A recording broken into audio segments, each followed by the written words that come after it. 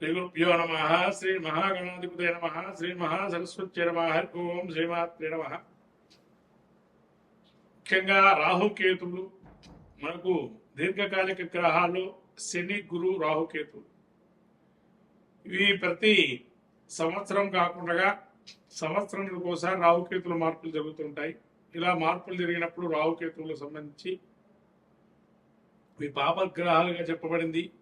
ముఖ్యంగా ఇందులో పాపగ్రహం కూడా రాహు ఎక్కువగా అధిక ప్రాధాన్యత పాపగ్రహం, కేతువు స్వల్పమైన పాపగ్రహం, జ్ఞానాన్ని ఇస్తుంది. కాకపోతే ఈ రాహుకేతువుల వల్ల మనకి ఏమిటి అంటే ఇది ఒక సర్పాకారంగా మొండెము, తర్వాత ఒక దగ్గర ఒక గ్రహంగా మనం చెప్పబడింది. అదే ఏదైతే ఉంటుందో తల వచ్చేసి కేతు అని, మిగతా మొండెమంతా కూడా తల కాకుండా ఉండేటువంటిదంతా కూడా రాహు అని, 5 తలలతో ఉండేటువంటిది సర్పం ఏదైతే ఉందో అది రాహు అని, సర్పాకృతిలో ఉండేటువంటిది తోక భాగం ఏదైతే ఉందో కేతు అని మనం చెప్పబడింది. కాబట్టి ఈ రాహుకేతువులు ప్రబలంగా సూర్యచంద్రులను మర్దనం చేస్తూ గ్రహణ సమయాల్లో వాళ్ళ యొక్క నిస్తేజాన్ని కోల్పోతూ రాహుకేతులు ప్రబలి అనేకమైనటువంటి రాక్షస గుణాదులు కానీ అనేక అద్భుతాలు కానీ సృష్టించేటువంటి అవకాశం ఉంటుంది. ఈ రాహుకేతుల వల్ల ముఖ్యంగా ఏంటంటే సర్జరీస్ కానీ అబ్రాడ్ కానీ, అలానే కేతు ఉంటే కనుక ఈ యాక్సిడెంట్ కానీ, ఆకస్మిక ధన ప్రవాహం కానీ, ఆకస్మిక లాభాలు కానీ, ఆకస్మిక ప్రయాణాలు కానీ, ఆరోగ్యం కూడా ఒక్కసారిగా కుదిపేసే అవకాశం కానీ, అనారోగ్యవంతులుగా చేయటం కానీ, ఈ యాక్సిడెంట్కి సంబంధించి కానీ, అలానే ఈ రాహు దీర్ఘమైన కాలికమైనటువంటి వ్యాధులకి గురి చేసే అవకాశం కానీ ఉంటుంది.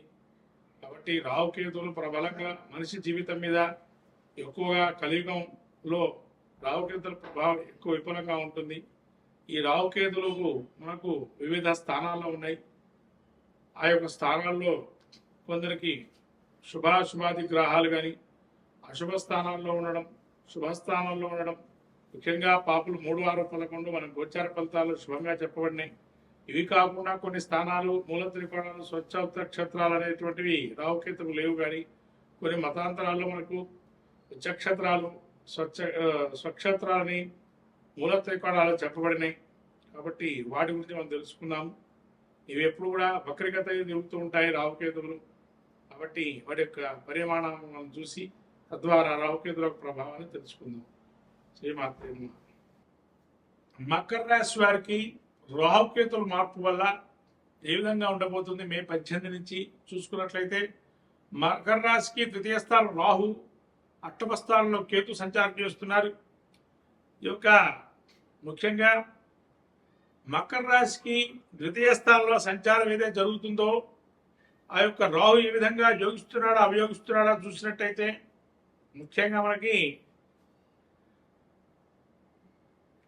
సౌభాగ్యం, భాగ్యం, ఆరోగ్యం, అర్ధలాభంచస్కరం, పౌరుషం, వాత్రఘాతంచ, వినోదం, ధనస్థానోపడి అంటే సౌభాగ్యాలు, ధనము లేదు అనుకుంటే ధనము రావటము, వివిధ రూపాల్లో ధనలాభం జరగటము, శరీర దాహృత్యం పెరగటము, కీర్తి ప్రతిష్టలు కలగటము, ప్రజల్లో పలుకుబడి రావటము, సర్వత్రా అనుకూలంగా ఉండటము, ఇవన్నీ కూడా మీకు రాహు యోగప్రదంగా ధనో వివేతు.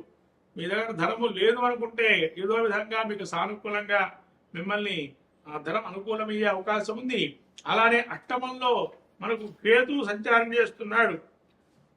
దేహ పీడిం మహక్లేశం చతుష్పాద మృగాభయం రాజకోపం ప్రయాణించ అష్టమస్థానో భణి. శరీర పీడ అంటే నిత్యం ఏదో ఒక వ్యాధి, ఏదో ఒక శరీరంలో ఒక భాగము అనేక రకమైనటువంటి నొప్పులు రావటం, మనోవిచారము, మనస్సు ఏదో విచారణ, చింతన లాంటివి కలుగుతూ ఉండటం, క్రూర జంతువులు అంటే ఏదైనా జంతువులు చూడగానే భయం వస్తుంది, లేతే ఏదైనా ఒక గట్టిగా మాట్లాడిపోతే మనం ఎక్కడైనా ఏమన్నా అంటే అయ్యో ఎందుకన్నామా అనే భయం కూడా కలుగుతుంది. మళ్ళీ అట్లానే రాజదండనాది అనేక భయాలు ఉంటాయి. అంటే మనం మంచి చేసినా అది చెడుగా ఎదుగుతుందేమో అదొక భయం రావటం, లేతే న్యాయంగా ధర్మంగా మనం ఆలోచించినా అది కరెక్ట్ కాదు కదా, మనం ఏం చేస్తే కనుక అన్యాయంగా ఏదైనా భయపడుతున్నాం అంటే అన్యాయంగా ఏం చేస్తే అది ఒక అన్యాయము, అధర్మం చేస్తే భయపడే అవకాశం ఉంటుందని అంటారు. కాబట్టి అలా పోతావేమో అని ఒక భయం అనేది మనస్సులో ఉంటుంది. తరచూ ప్రయాణం జరుగుతూ ఉంటుంది, ప్రయాణాలు చేస్తుంటారు, అటు ఇటు తిరుగుతుంటారు. కార్యాలన్నీ కూడా అన్నీ సఫలీకృతం అవుతాయి అనుకుంటాం, అక్కడ పోతే కార్యం జరగకుండా ఉంటుంది, అది ఇంకో విధంగా మారడం జరుగుతుంది.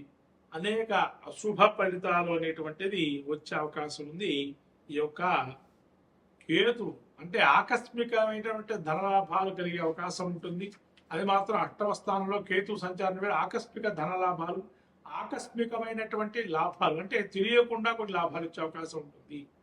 అది ఆ నెల అట్లా వచ్చి వెళ్ళిపోవటము, లేదా ఆ సమయం అట్లా అంటే సడన్గా డెసిషన్స్, సడన్గా అనుకోకుండా కొంత లాభాలు వచ్చే అవకాశం ఉంది. అది కేతు కొంత యోగాన్ని ఇస్తున్నాడు, రాహు కూడా అవయోగాన్ని ఇస్తున్నాడు.